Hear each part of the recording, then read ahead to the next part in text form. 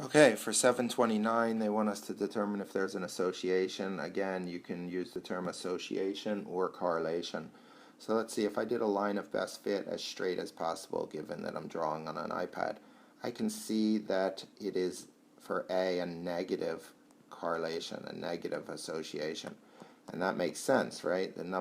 As the average number of hours watching TV per day goes up, your GPA goes down, because in theory you would not be studying and you would be watching TV all the time. So that makes sense, right? The next one, it looks like it goes like that, which is a positive correlation.